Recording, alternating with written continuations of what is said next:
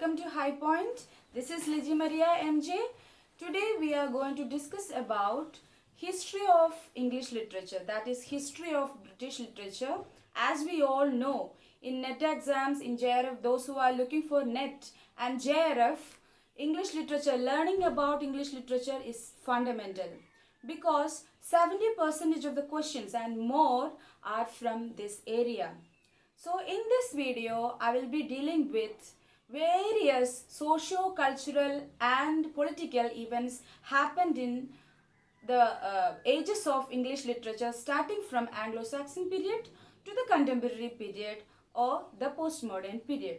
So along with the socio-political cultural aspects of the age, I will be giving information about the various literary trends of the ages and the authors of the ages, as well as their literary contributions in the form of texts, literary productions.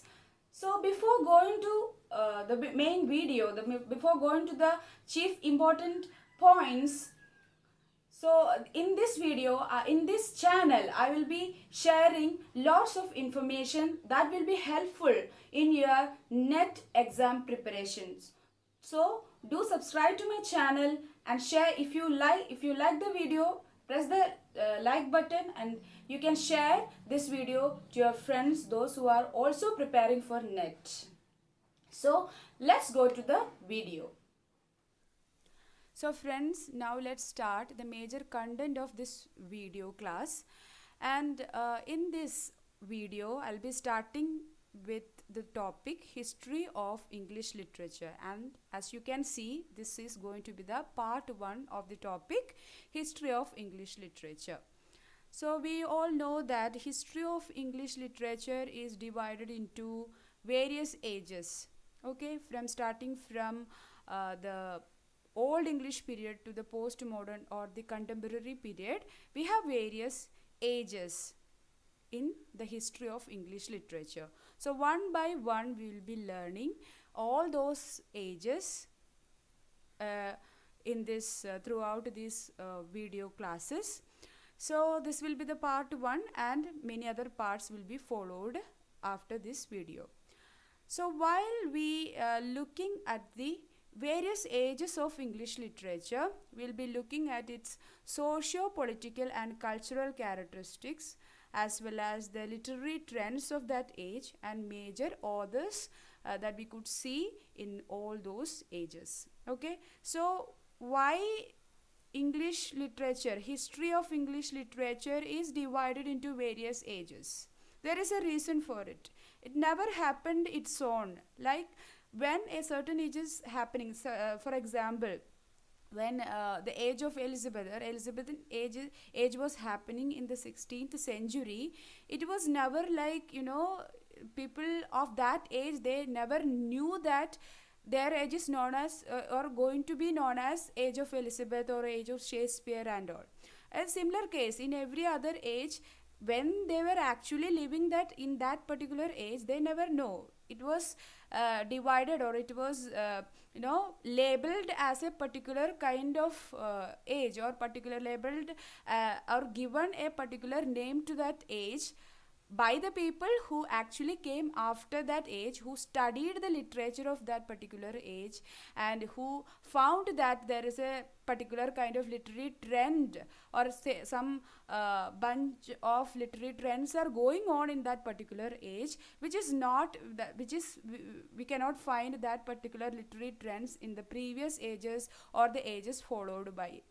So for that reason, and not only the literary trends, but because of some socio-political as well as cultural characteristics along with the literary trends, they found it. Those who studied it found it, and because of that, various ages were given various different kind of names. That's how history of English literature is divided into various ages, considering the literary trends and socio-political and cultural aspects and characteristics of that ages as well.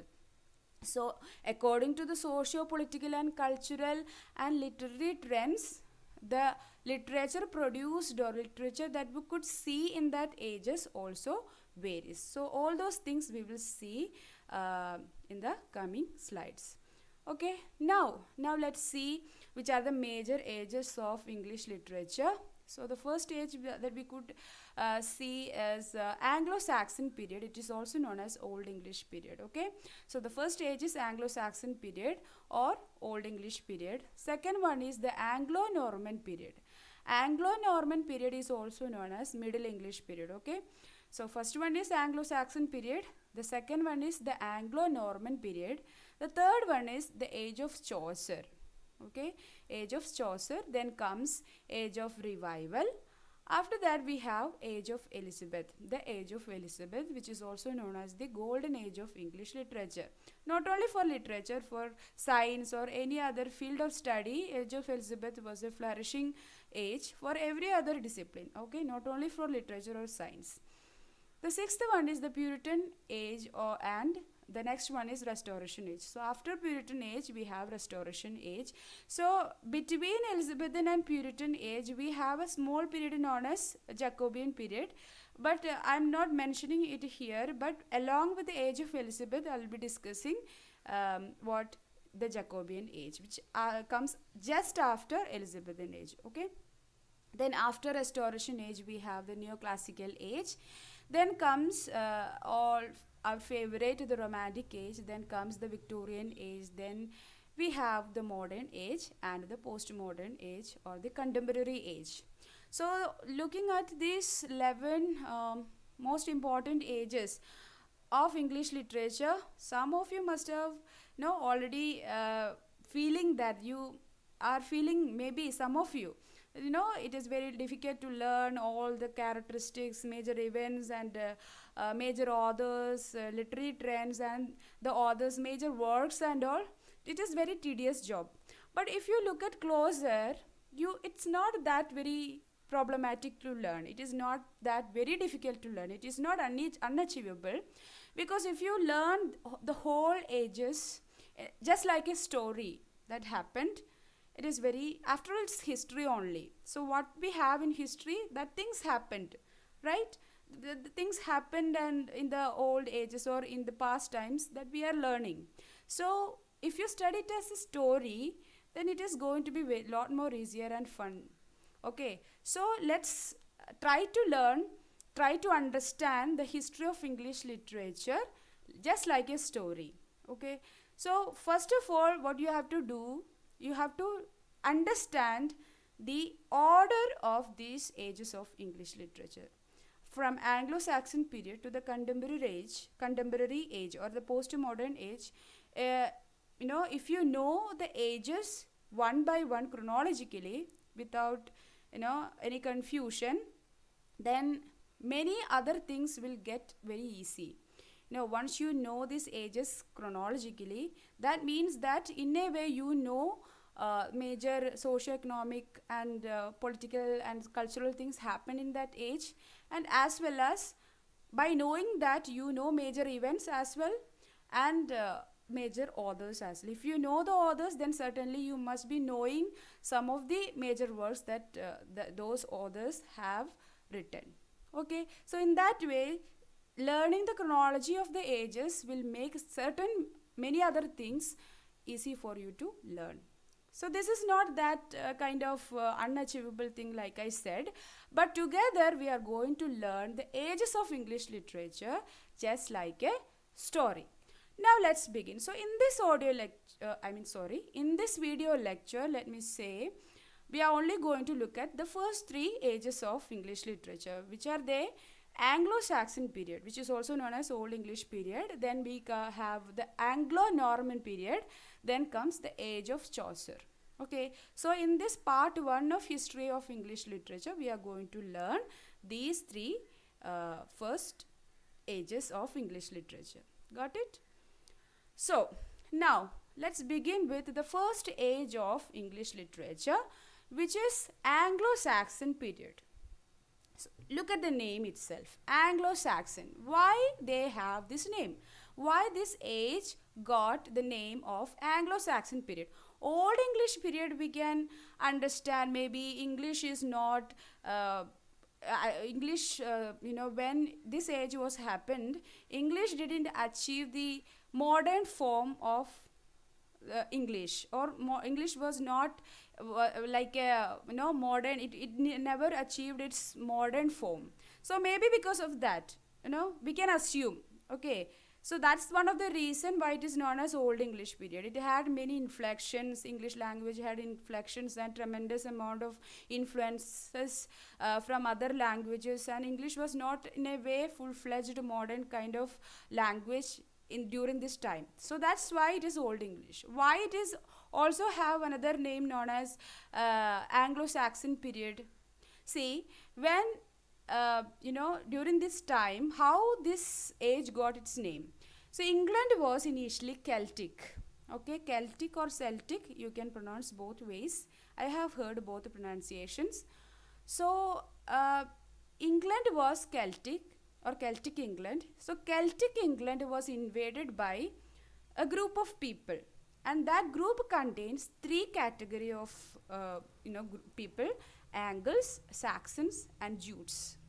Okay, so Celtic England was Celtic, and I mean that means England was filled with, or England people of England were Celtic, and England was invaded by Angles, Saxons, and Jutes in the first half of the 5th century. So when did this invasion happen? In the 5th century. In the first half of the 5th century, England was invaded by Angles, Saxons, and Jutes. So when this group of people, when they came to England, England was Celtic.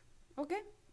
So Angles and Saxons, they were the major party in that, conquerors. So that's why this age known as Anglo-Saxon period.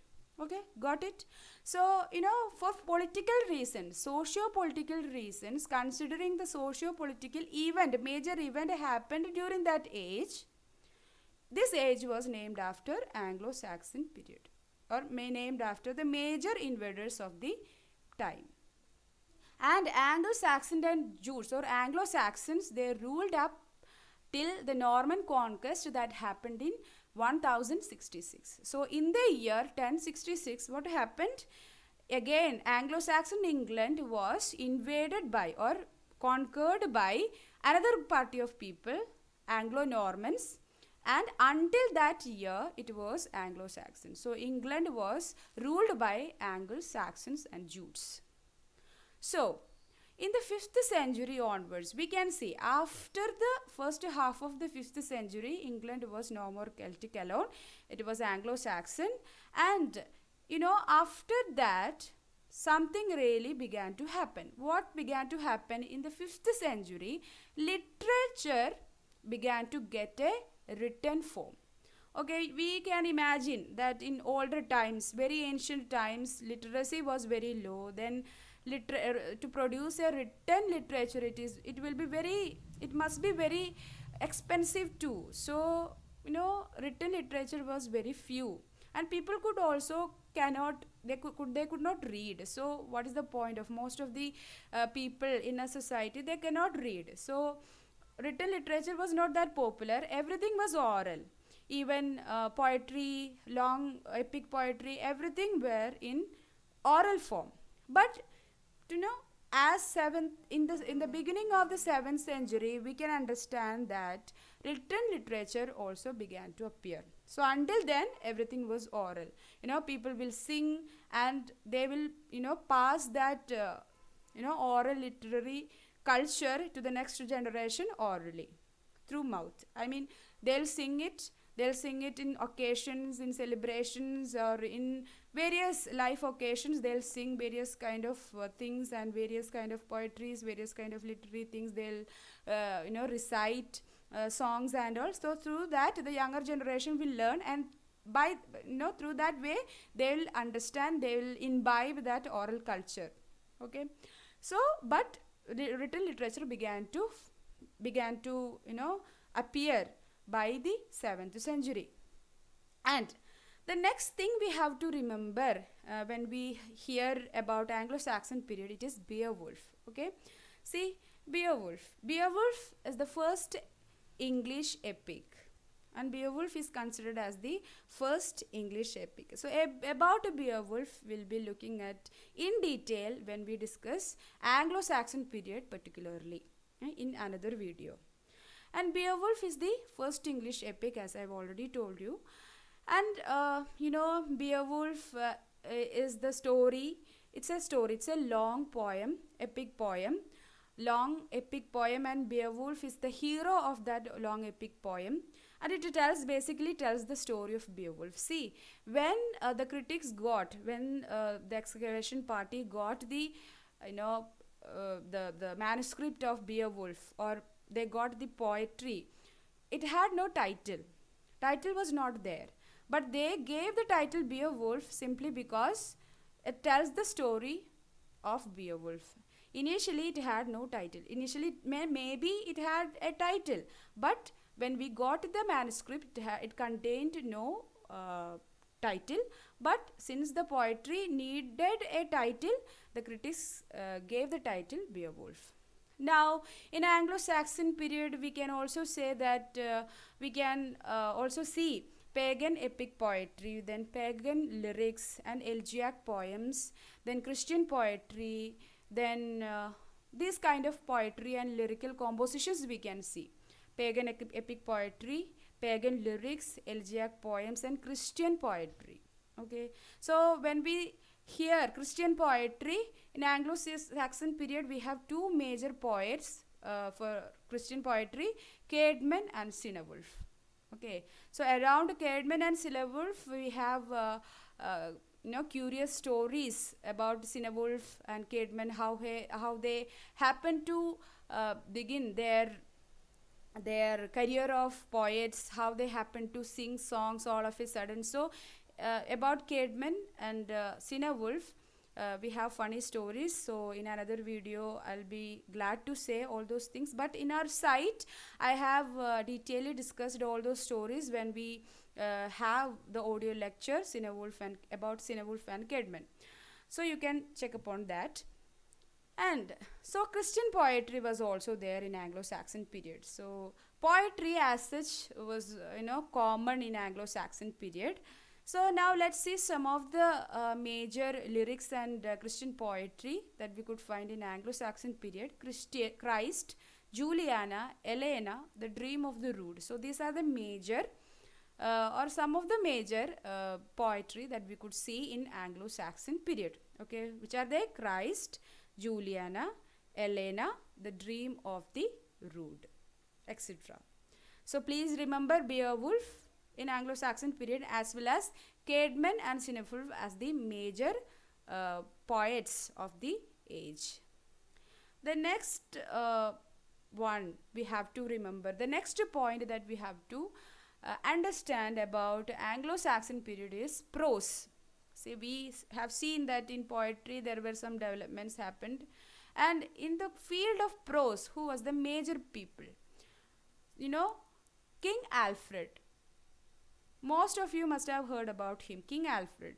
King Alfred, he lived from 849 to 901. Okay, King Alfred lived from 849 to 901, and he is known for his attempts to translate prose works into English. So when we study prose of the age Anglo-Saxon, we have to remember King Alfred, and then comes Venerable Bede and Alcuin.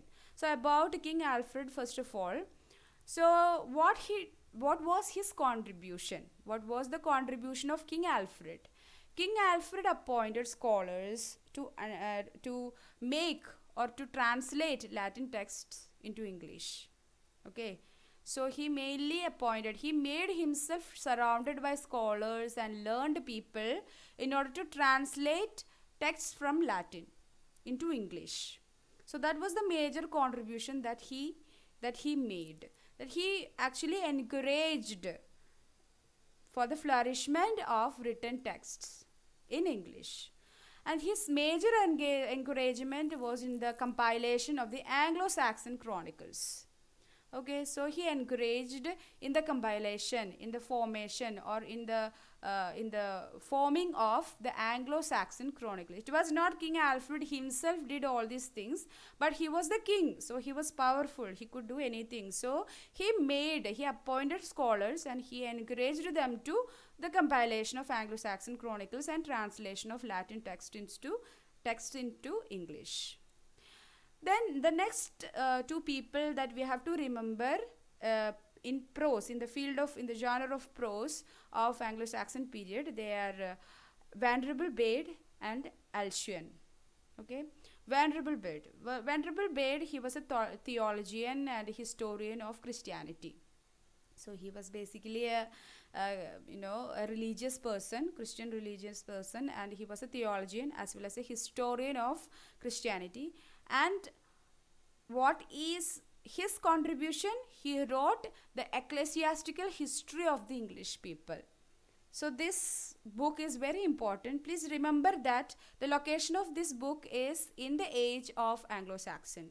Remember that the Anglo-Saxon chronicles as well as the ecclesiastical history of English people. So when you hear the Anglo-Saxon chronicle, you have to remember King Alfred, right? When you hear the ecclesiastical history of English people, you have to remember Venerable Bede. Simple. So these two works, the Anglo-Saxon chronicles, the ecclesiastical history of English people, you have to remember that these two books belongs to the age of Anglo-Saxon. Okay, simple as that. Then we have Alcuin. Alcuin is also a prose writer of the age. He wrote liturgical. Liturgical means related to prayer, Christian prayers and all. He wrote liturgical books, grammatical books, and hagiographical and philosophical works. So what is hagiographical kind of works? Basically, hagiographical works are those kind of works which are basically biographies of saints. Biographies of saints in which the virtues and the qualities of the saints will be highlighted. Such kind of writings are known as hagiographical writings. So Alcuin has written hagiographical writings and philosophical works as well. Now he also has written some poems in Latin. One among them is Destruction of Linsverne by the Danes. So Alcuin also has written not only some prose works, but also he has written some Latin poetry, which is one among them is an elegy, which is titled as Destruction of Linsverne by the Danes. Okay, so that's all about Anglo-Saxon period. Just the second period in the history of English literature is the Anglo-Norman period. So you must be already know what is the reasons. Like I said, in the early period, in the first period when we discussed about Anglo-Saxon period, I said that in 1066 England was invaded by another group of people. Who are they? Anglo-Normans. So Normans invaded England again. So a change in the scenario of politics, in the scenario of socio-politically, England was changing again. Okay, for that reason, since Anglo-Normans or Normans attacked and invaded and conquered England once again from the year or in the year 1066, and they ruled over England from 1066, the year 1066 until 1340, this age is known as the Anglo-Norman period. That is pretty much clear. Okay, for political reasons, the major political event happened in the year 1066. Because of that age got this name, the Anglo-Norman period. And the age is known as Anglo-Norman. Okay, so it's a political reason in order to label this age as Anglo-Norman. So Anglo-Norman period extends from 1066 to 1340. The 1340 something must have happened, right? That we'll see later. So Anglo-Norman period is from the Norman conquest to the middle of the 14th century. I have already told you. And literature of this time was written in Anglo-Norman. So in Anglo-Saxon period, many texts were translated and many poems were written in Old English Old English language. But in Anglo-Norman period, English was not the major language, or English was not the language of the rulers, or language of the invaders, or language of the court, law, or any other official government or royalty things. In England, English was not the major language, but it was Anglo-Norman. So the major language of the upper class people or upper strata of people, it was Anglo-Norman, not English. Please remember that. Okay. I have seen question asking Anglo-Norman language is a dialect of which language? French, German, English, so many options will be given, but it was a dialect of French. So Anglo-Norman is a dialect of French, a French dialect which was spoken by the Norman invaders. See, Normans were the invaders. They are the rulers. So their language will get the prominence in everywhere and every time, anywhere in this globe. It happened like that. What is the language of the invaders? It will get prominence naturally. See the example of, when India was colonized by the British people, their language was English, or their language is still English. So, English got its own prominence when they started to rule over our country. So in that way, when England was invaded by Norman conquerors, their language was Anglo-Norman. It was a French dialect, remember that. So that language obviously got the importance, prominence, and literature, law, in the court, everywhere, officially we can see Anglo-Norman in this period. So what happened to English? So what happened to English? What must be happened to English? So English was pushed to the lower strata of the society. Like people belongs to the lower strata of the society spoke English. So they don't know Anglo-Norman. They don't have the facility to learn Anglo-Norman language or Anglo-Norman dialect of the French language. So they retained in speaking English. They only spoken. So very few amount of literary activities we could see in English language. Literary activities they were there in Anglo-Norman happening, but very few literary activities we could see in English, particularly in this age. Please remember that. Remember that the language of importance was Anglo-Norman. It was a French dialect, and it was the language of the Norman invaders. So because of that, Anglo-Norman will be the major language. English will be pushed to the illiterate people. That means the lower strata people, or people belong to the lower strata of the society. Okay. And in 1066, they invaded England with the leadership of William of Normandy, or William Duke of Normandy. William of Normandy or William Duke of Normandy. So please remember his name. So he was the leader. He was leading the group to invade England, Anglo-Saxon England, in the year 1066, and they turned successful in it. So the battle happened between the Norman invaders and Anglo-Saxon England people. So that battle is known as Battle of Hastings. So simply it won't be like that, right? These invaders came and simply they got to rule over England. There should be something happened. That means there should be a battle, a war happened between the two parties in order to get the power. Or for Anglo-Saxon, they need to retain their power. For Norman invaders, they have to get the power over the country. So a battle happened between these two parties, between English and the French, and that battle is known as Battle of Hastings. In which year it happened? 1066. And who must be the winners? So obviously Anglo-Normans were the winners, or Norman people under the leadership of William of Normandy. They emerged as victorious, and they ruled after England until 1340. Okay. And thereafter what happened? Many socio-economical, political, everything was under the change in England, and French became the language of the law. English was restricted to the lower classes, like I said. Now, which are the popular forms of literature of this age?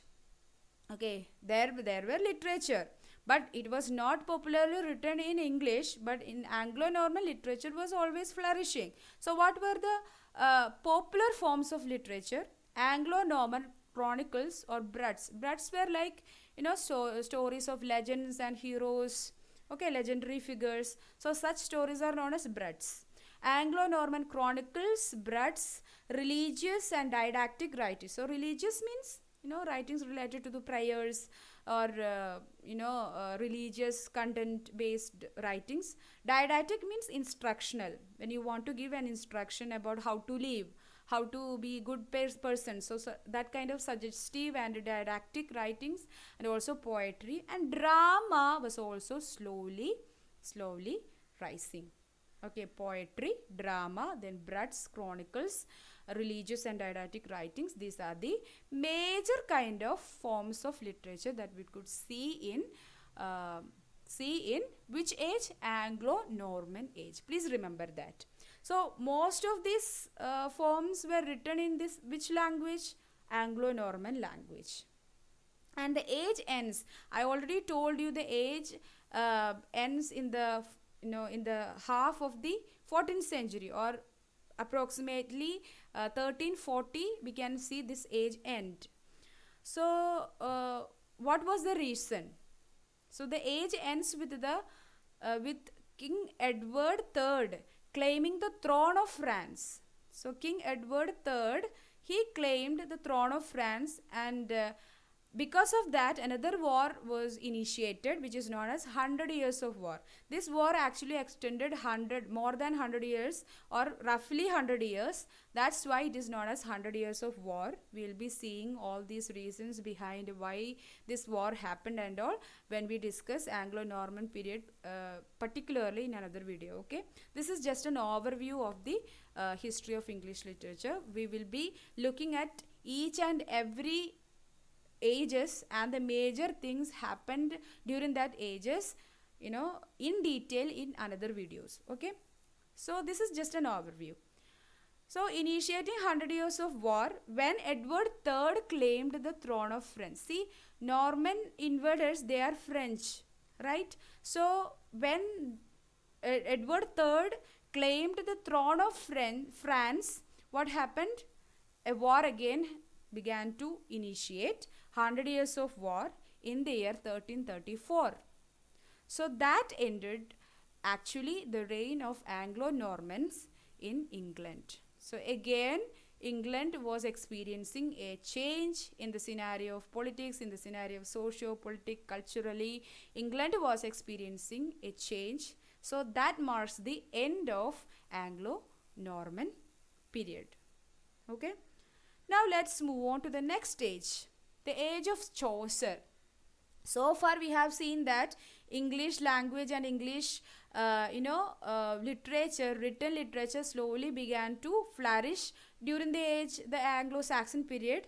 Then when it comes to the Anglo-Norman period, suddenly there is a break, because in English was not the dominant language. English was pushed to the lower strata of the society. So no learned persons were writing anything in English. So literary productions in English was actually so low during the Anglo-Norman period. So what must be happening in the age of Chaucer? Okay, English was slowly started to flourish. So after this break, what happened in age of Chaucer?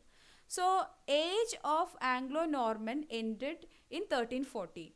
So the next age must began in the year 1340. Please remember that. So it's not that very difficult. See, Anglo-Norman period ended in 1340. So the next age must be started in the year 1340, or towards in the beginning of the second half of the 14th century. Please remember that.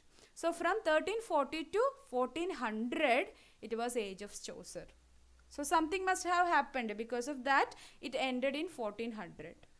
So it was a period of transition and tribulation because of the war, because of the change in the scenario, political scenario, because of, then when political scenario changed, when Anglo-Normans were no more the rulers of the country, then language will be also gone, right? They have, England has its own language. I mean, English was there, so English must be slowly getting momentum after that. So this is a period of lots of changes, transitions, transformation, tribulations, many social and political as well as cultural kind of things were happening in the age of Chaucer, and it witnessed a remarkable social, religious, political changes. So, any every other sphere or in every other sphere of the society, England society, changes were happening. So first we have to remember that 100 years of war happening between England and France. So that actually initiating 100 years of war as Edward III claimed the throne of France, that actually ended the Anglo-Norman period in England. So that war, 100 years of war happened between England and France for French throne, okay? For French throne, that is the major political event happened during this age. It was not continuously they were fighting for the throne for next 100 years. No, there were breaks, there were, periods of sanity or peace, but, occasionally they were reviving the war. So about 100 years of war we will be looking at in another video when we look at age of Chaucer particularly. Okay, this is just an overview, like I said. And Christianity was there. England society was Christian in nature, and the church authority began to be questioned by the reformers like Wycliffe. So remember Wycliffe. Wycliffe is a Christian reformer, and he questioned the authority of church over the internal affairs of the country, and as well as church was, in a way it was corrupted. There were many malpractices were happening inside inside clergy and inside the institutions of church. So, Wycliffe, he saw that people of church, priests or summoners or everyone, they have become corrupted, they have become money minded. So it's high time that somebody have to, question the authority, question all these kind of malpractices that is happening in a religious institution. So religion is basically about virtues, good living, charity and all, but nothing like that happening in the institutions of church, as Wycliffe saw. And he also tried to attempt actually he attempted to translate Bible, because Bible was only accessible to the church people, clergy and learned people. It was not like, what they are saying, these lower strata people or people belong to the lower strata of the society. Those people, they have to believe whatever these upper class people or clergy people, priests, they are saying. If they are saying that you have to do this in order to get pardoned your sins, then these poor people have to do that. It was like that. They are actually exploiting people enormously, and Wycliffe cannot, see and, hold it like that. So Wycliffe and his followers, Wycliffe's followers were known as Lollards, and Wycliffe's followers were known as Lollards. They actually questioned these malpractices happening in and around church in the name of religion and the church authority over the internal affairs of the country, politics of the country, like that. Okay, so they were questioning. So please remember Wycliffe, the name Wycliffe, who is the major reformer. He is a reformer, Christian reformer. It's not that he is an atheist or he is a non-believer or pagan, but he was a religious Christian believer, but he was not ready to accept the corrupted things happening in and around church, Christianity. Okay. So 100 years of war was there, and Wycliffe was questioning church authority. The next two things happened is the most important thing happened in the age. What are they? Black Death, and followed by it, we can see in the year 1381 the peasants' revolt. Okay, so Black Death is a kind of epidemic disease, widespread epidemic disease happened in England, and it actually wiped more than a quarter of Britain's population. Then you can imagine the enormity of this pestilence. So Black Death happened. So whenever something like this happened or happening, who will affected? It will get affected by the lower strata of the people. They will suffer more in such kind of epidemics or diseases, if something like that spreading like a pestilence. So it actually wiped more than a quarter of Britain's population. Since it happened, it was affected the lower strata of the people more. Then what will happen?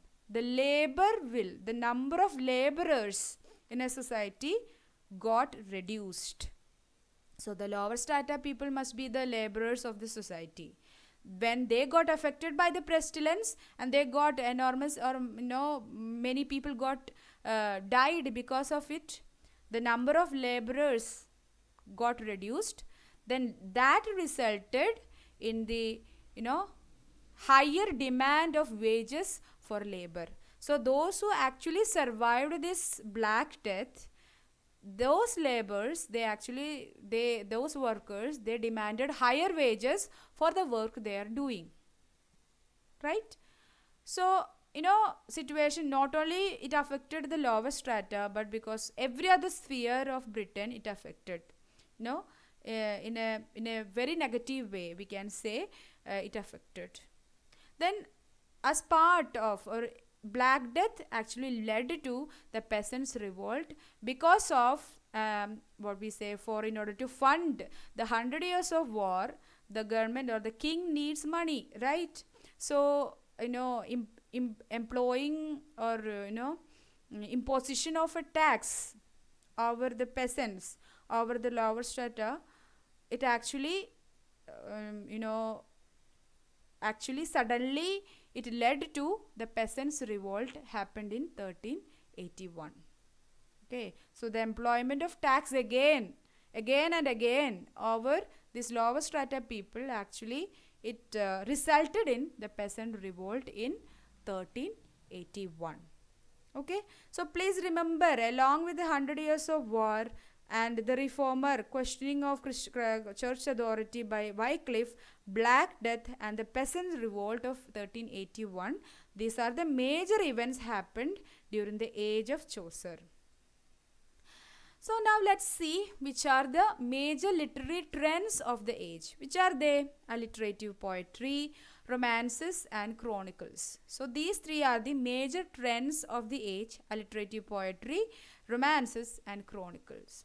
So we can see that Anglo-Norman dialect, that language, or the dialect of French dialect, Anglo-Norman, that was the major language of the previous age. So what happened in this age, in the age of Chaucer, and how Chaucer is the major person here?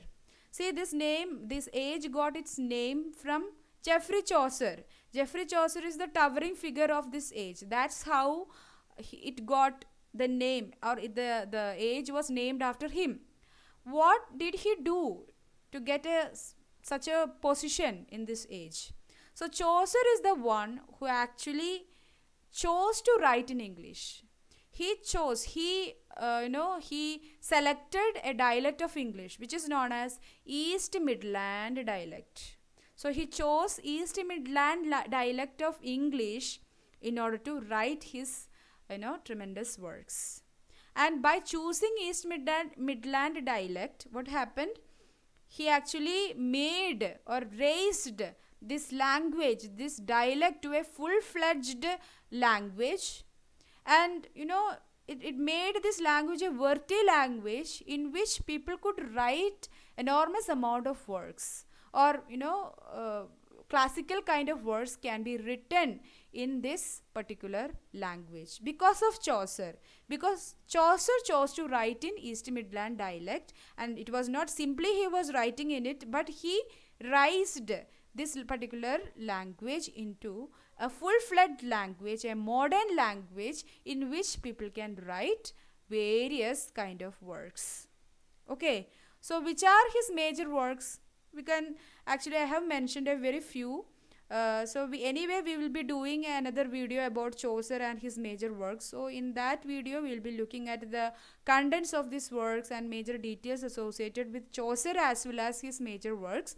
Now let's see which are the major works by him.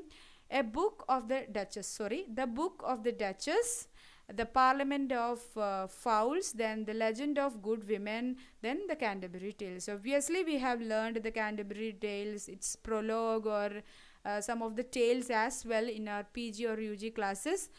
So he was influenced by many French writers, Italian writers, and in his third period only, in his towards the end of his maybe we can say towards the last years of his life, he started to write more independent kind of authentic kind of works which are purely sprouted from his own genius as well, as as such. So please remember that Chaucer selected a dialect known as East Midland dialect, and he made it into a full-fledged modern language. And English actually regained its position as the major language of the country or of literature through Chaucer. Okay. Now let's see some of the contemporaries of Geoffrey Chaucer. William Langland, who is the author of Piers the Plowman, and John Gower, who is the author of Vox Clementis and Confessio Amandis, and John Mandeville. So these three were the major contemporaries of Geoffrey Chaucer. John Mandeville has written travel books and all. So William Langland, John Gower. So I have seen asking questions about contemporaries of Chaucer and about Piers the Plowman, and as well as John Gower's works as well. Questions were there in the previous question paper. So please remember these three names. So about them in our website, you can see enormous amount of materials as well as audio lectures about these three people as well as Chaucer. So I have given a separate lecture for the Canterbury Tales as well. So if you want, you can check upon that. And this age also ends in 1400, right? This age ends in 1400. So what must be happened in that age, in that year? So the age ends with the proclamation of Henry IV as the King of England. So Henry IV, he claimed himself as the King of England. So with that proclamation happened in the year 1400, the age come to an end. And as well as along with this proclamation, something other also happened. Like Chaucer also died in the year 1400. Please remember that. So 1400, major political event happened that Henry IV, he claimed the throne of England and he proclaimed himself as the king. And also Geoffrey Chaucer died in the year 1400. So in 1400, this age came to an end. So like I said, these first three ages we are going to discuss in this particular video: age of Anglo-Saxon age, Anglo-Norman age, and age of Chaucer. So please remember, I don't want to again and again repeat. Maybe some of you must get bored of it. Please remember 100 Years of War, Black Death, the Peasant Revolt, and the name Wycliffe, and also contemporaries of Chaucer, Langland, Gower, and Mandeville when you hear about age of Chaucer. Okay. So that's all about this video.